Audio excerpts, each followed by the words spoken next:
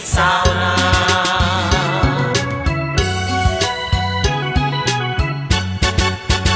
เอามาแล้วเว้ยเอามาละว่า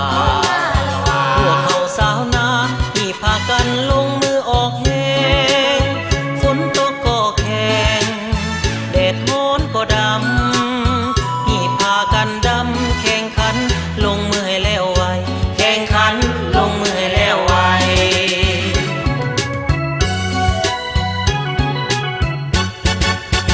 พอสิ้นนาปี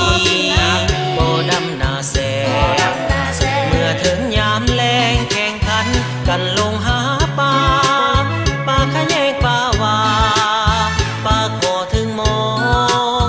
ห่วมพี่ห่วมน้องปองดองกินข้าวสามัคคีปองดองกินข้าวสามัคคี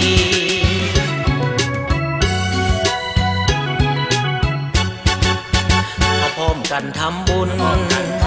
ตามฮีตตามขอพากันสลองตีกองเสิ่งบุญบังไฟยิงสายน้อยใหญ่เห่ฟ้อนสื่นใจอนุรักษ์ไว้ประเพณีบ่ให้หมุนมอง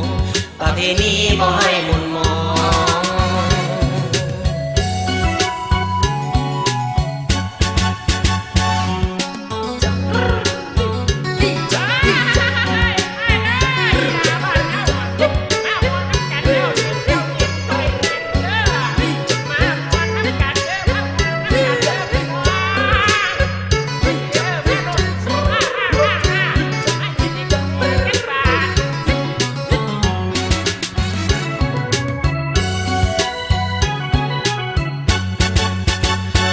สิ้นนาปีก็ดำนาแสงเมื่อถึงยามแลงแข่งขันกันลงหาปลาปลาขะแยงปลาวา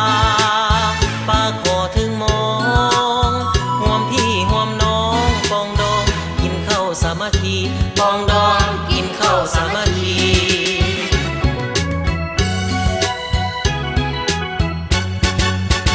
พร้อมกันทำบุญตามฮีตตามขอพากันสลองตีกองเสิ่งบุญบังไฟยิงสายน้อยใหญ่เห่ฟ้อนสื่นใจอนุรักษ์ไว้ประเพณีบ่ให้หมุนมองประเพณี